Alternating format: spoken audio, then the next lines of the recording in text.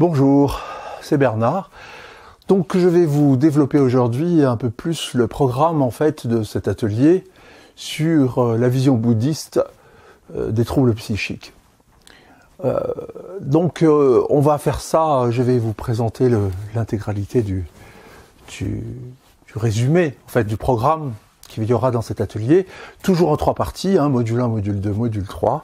Donc le premier module va être essentiellement consacré à l'historique, c'est-à-dire comment on en est arrivé là, c'est-à-dire comment d'une image traditionnelle, d'un savoir traditionnel, on en vient à un savoir moderne, voire ultramoderne, voire pré-moderne, c'est-à-dire que, ou plutôt post-moderne, mais en tout cas, vous allez voir que ça décoiffe quand même, et ça décoiffe à plus d'un titre parce que ça décoiffe parce que tout simplement dans la vision bouddhiste on ne fait pas la différence entre la maladie mentale et elle n'est pas aussi nette que ça entre être malade mental et être sain d'esprit, entre la folie et la santé telle que nous la concevons nous.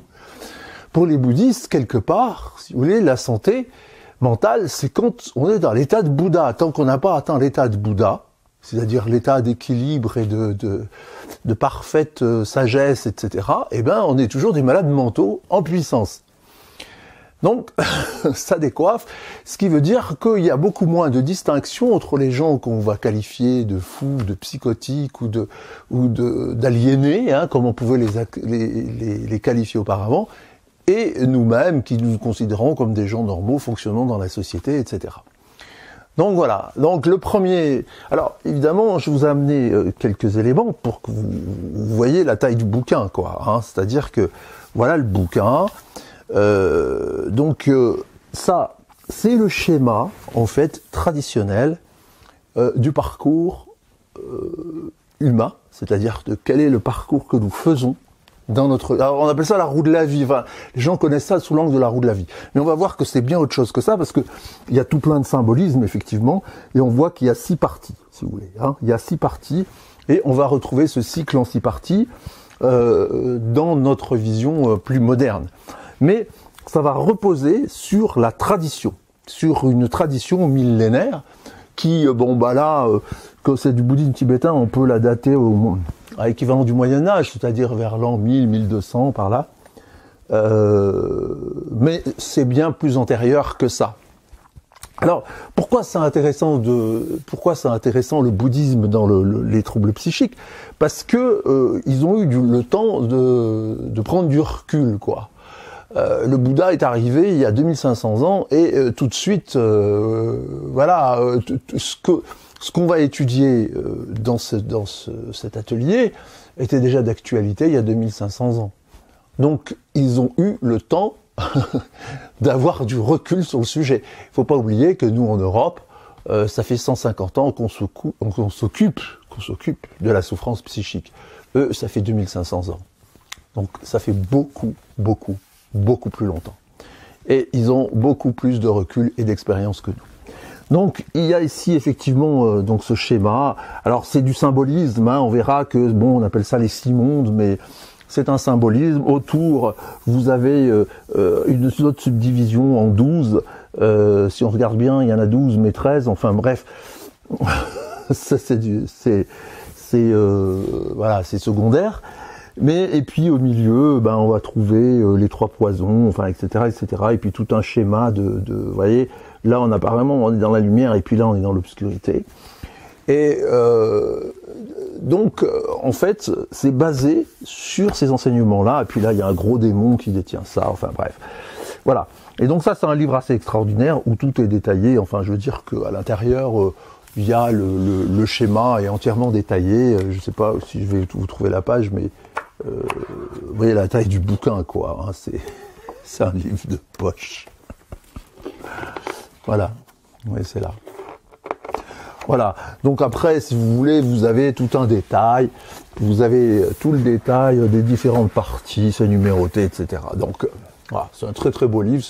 C'est sympa à faire en cadeau pour quelqu'un qui s'intéresse au bouddhisme et qui a envie de voir des belles images. Voilà, je vous le montre. c'est, voilà, comment il s'appelle? Ah oui, Galerie Céleste. Voilà. Donc, évidemment, à partir de ce schéma traditionnel très symbolique, dans lequel on va voir des images, mais on ne comprend pas grand-chose, évidemment, à partir de là, toujours dans cette historique, eh ben, il y a un personnage qui s'appelle Chogyam Trungpa, qui a écrit ce bouquin, Bardo au-delà de la folie, et il aborde qu'est-ce que la folie dans ce petit bouquin qu'on trouve en livre de poche, et il aborde la folie sous l'angle du bouddhisme tibétain, et en particulier en se référant à ce schéma-là. Et il fait le pont, si vous voulez, entre cette vision millénaire et traditionnelle, et très ésotérique finalement pour nous, et cette vision-ci, qui est une vision beaucoup plus moderne déjà, il nous l'a traduit. Et évidemment, un de ses disciples et élèves, qui s'appelle le docteur Édouard Pottwal, qui était aussi voilà, qu'on voit ici, et qui était un lama aussi, ordonné lama par Chogyam Trungpa, qui était psychiatre, et donc a fait encore une retraduction à partir des enseignements de Chogyam Trungpa et de la tradition. Il a fait une retraduction moderne du sujet, voyez, et donc grâce à ça, on est en mesure de proposer quelque chose. Donc, la première partie, ça va être un peu cette historique-là, de manière un peu plus détaillée que ce que je suis en train de vous le faire ici. La deuxième partie, ça va être l'étude du système tel qu'il a été dévoilé par Édouard Pottwal, c'est-à-dire que tous ce cycle, vous voyez, c'est un schéma cyclique, répétitif, hein. Les gens se reconnaîtront, par exemple, les gens qui sont bipolaires, par exemple, on pourra les reconnaître très facilement dans ce schéma-là, parce qu'ils suivent en permanence ce cycle, etc., etc., etc. Et donc, on va étudier le schéma cyclique dans le deuxième module, et dans le troisième module, donc, on verra quelle peut être l'application dans notre quotidien, aussi bien à titre individuel, parce que nous sommes tous concernés, et nous sommes tous touchés par le sujet, mais ou alors aussi sous l'angle qu'est-ce que ça nous apporte en tant qu'hypnothérapeute, que psychothérapeute, qu'est-ce que ça nous apporte de savoir ça et comment l'utiliser et avec quel genre de public on va l'utiliser. Et ça, vous verrez que c'est très intéressant, ça ouvre encore des espaces nouveaux. Et comme je vous l'ai dit, on est dans le cadre de psychopathologie 3, hein, on a vu précédemment les phases du développement, on a vu les types de personnalités, et là, on voit le cycle des pensées, comment les pensées s'organisent, et comment ce schéma de pensée, suivant accélération, ralentissement, etc., on va aller vers plus de troubles, moins de troubles. Plus de troubles si ça s'accélère, moins de troubles si ça se ralentit. Et voilà. Et donc ça va être quelque chose, j'espère, de très intéressant. Alors, évidemment, là ici, on est dans un cadre particulier, puisque c'est ma maison. Il y a mes guitares qui sont derrière, enfin 2 de mes guitares. Et je vais pas vous jouer de guitare, hein, pas aujourd'hui. Non, c'est pas pour cette fois. Donc voilà. Alors, écoutez, j'espère que ça vous a intéressé. Donc toujours pareil, hein, vous avez toujours les liens. Si vous regardez ça depuis Facebook, vous avez le lien dans le post Facebook pour vous inscrire.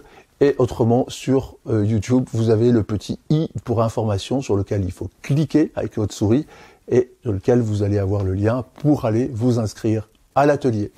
Voilà, et bien à très bientôt et on se retrouve de l'autre côté.